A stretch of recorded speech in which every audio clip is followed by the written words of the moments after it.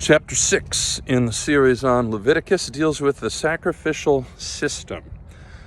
And I want to say a few introductory remarks about the practice of sacrifice. This is one of, if not the most ancient act of religious worship in the ancient world.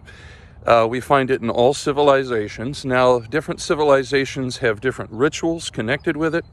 They have different ways of understanding what is going on in the sacrificial ritual, but it is certainly pre-Mosaic.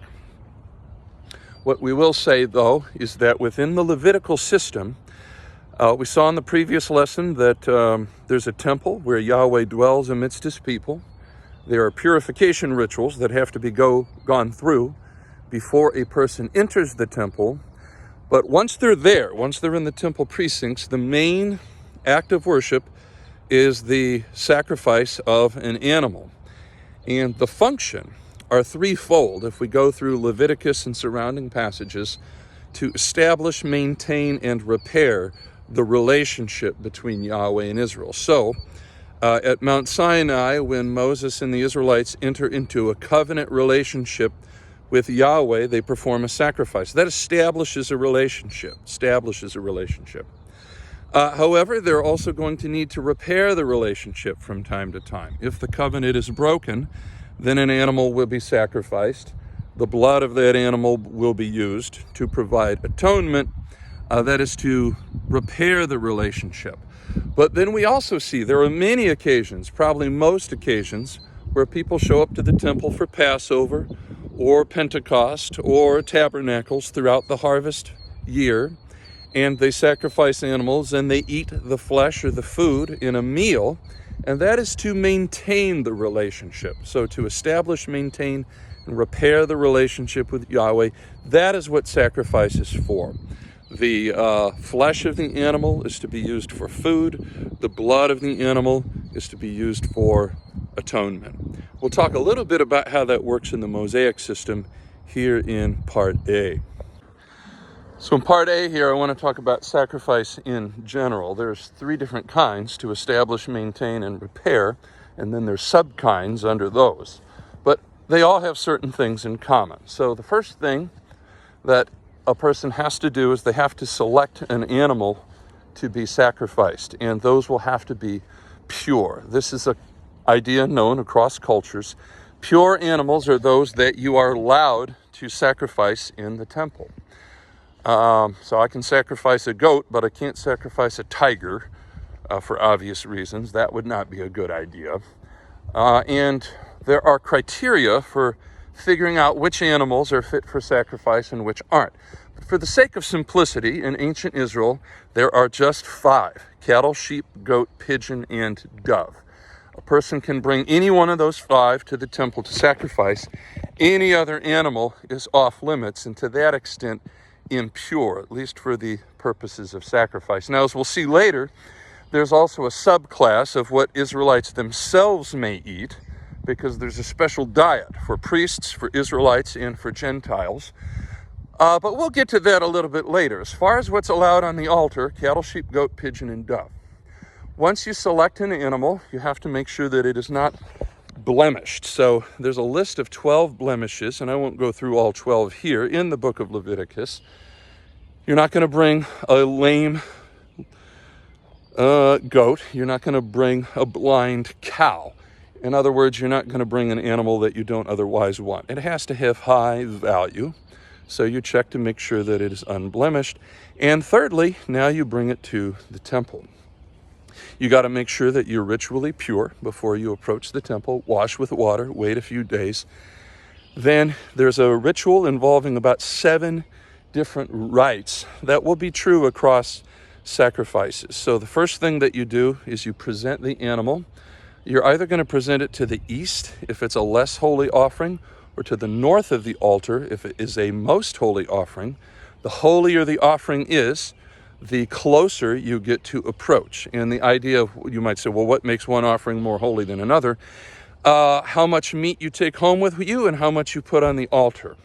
The less you get out of your own offering, the holier it is, which is a way of saying more and more is given to God, less and less to yourself. Second rite, you place your hand on the head of the animal. There's a lot of discussion amongst scholars about what exactly this rite is supposed to mean, but probably it means that you are publicly claiming ownership of the animal. You're not bringing your neighbor's goat. You are saying this is your animal and you are sacrificing it. The third rite is the actual slaughter of the animal. The throat will be cut, and the presiding priest will catch the first gush of blood in a bowl below the throat. That leads to the fourth rite, which is the handling of the blood. In some offerings, the blood will simply be dashed against the base of the altar. In other offerings, though, the blood that is caught in the bowl will be taken and used, either put on the corners of the bronze altar or sometimes even taken into the tent enclosure itself. Fifth, the body of the animal will be butchered and distributed. So the flesh is going to go between three participants at the altar or the table. Some will go on the altar, that goes to Yahweh. Some will go to the priests. And then some, in certain offerings, the individual worshiper brings the meat home or eats it there in the sanctuary precincts. So that will determine the holiness of the offering. So the flesh will be distributed, the food. Sixth, the immolation or the burning of the sacrifice on the altar. And seventh, the disposal of all of the remains. And once all of those 7 rituals are done, the sacrificial proceeding is over. Now in section 1, there'll be 3. I want to talk first about offerings that establish a relationship. There's 3 examples that I will give, corresponding to the 3 main social divisions in ancient Israel: the Gentile, the Israelite, and the priest. So after the flood story in the book of Genesis, Noah comes out of the ark and engages in a sacrificial ritual, and this is the early occurrence of the word covenant. This covenant is with the non-Jewish Gentile people, but they are in relationship with Yahweh, and they enter into that relationship through a sacrificial ritual. Sign of that relationship is the rainbow and the cloud. The commands of that relationship are to respect human and animal life, and the blessings are pretty much a reiteration of the ones in Genesis chapter 1, be fruitful and multiply, and now I give you food, flesh for food of the animal on the face of the earth. So the Gentiles, which is to say the non-Jews, are in a relationship with Yahweh through that sacrifice. A second relationship that is established occurs in the book of Exodus. That is where Moses and the Israelites had just come up out of Egypt. They're standing at the foot of Mount Sinai. He sets up an altar and he reads to them the book of the covenant, whatever that is, maybe an early version of the 10 Commandments, something like that. And they agree to the terms of the covenant, and he sprinkles the blood on the altar and sprinkles the blood on the people. They are now in a blood covenant with Yahweh, and the nation of Israel is established. And a third example of a relationship that is established is in the book of Leviticus with the ordination of the priesthood. For many, many days, they are there in the sanctuary precincts. They are eating the sacred bread. They have their thumb, their earlobe, and their toe daubed with the holy anointing oil.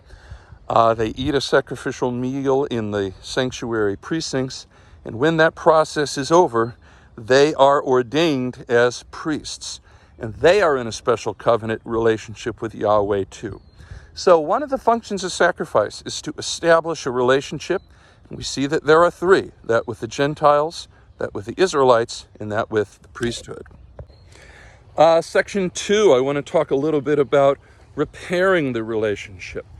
In the early chapters of Leviticus, there are 3 sacrifices that are for atonement. That is to take a relationship that has somehow been broken through sin or disobedience and to repair it. The names of these 3 offerings are the Olah in Hebrew.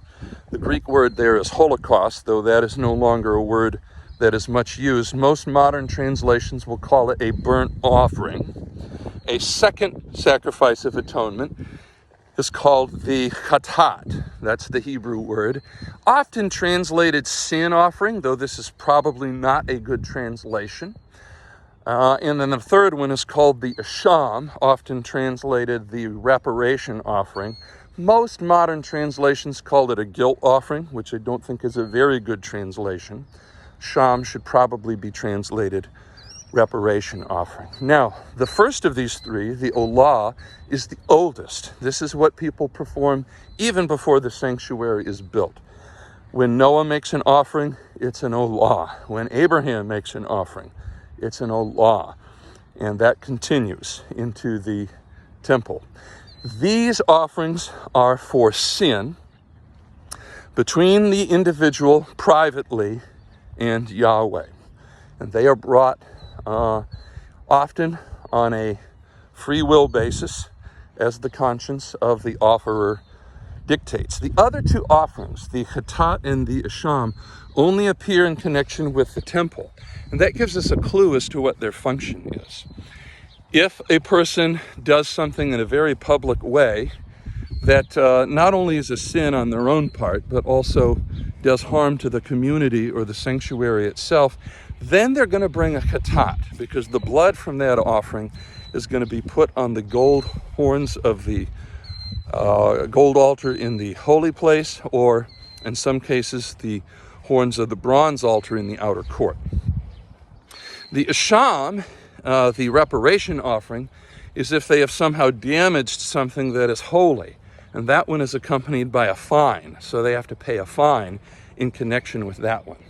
But these three offerings for atonement have to do with the individual persons, that's the burnt offering, or individual persons who do things that impact the sanctuary.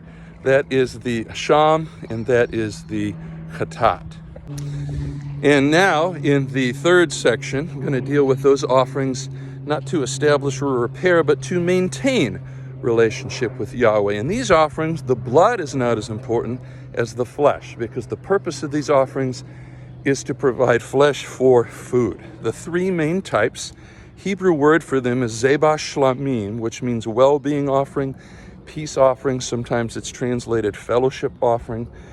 But the point is that no one has done anything wrong. These are celebratory occasions. People will have these on Passover. They will have them on Pentecost. They will have them on Tabernacles. And there are three main types. A free will offering, which can be brought for any reason that the worshiper wishes. They're just happy. A thanksgiving offering, if there is some blessing that they're experiencing that they wish to acknowledge. Or a votive offering. They've made a vow to Yahweh, and they have completed their vow, and in celebration of that vow, they bring it. But in all three cases, the zebah shlamim offerings are not for sin. They are to maintain the relationship with Yahweh and a joyful sharing of a sacrificial meal.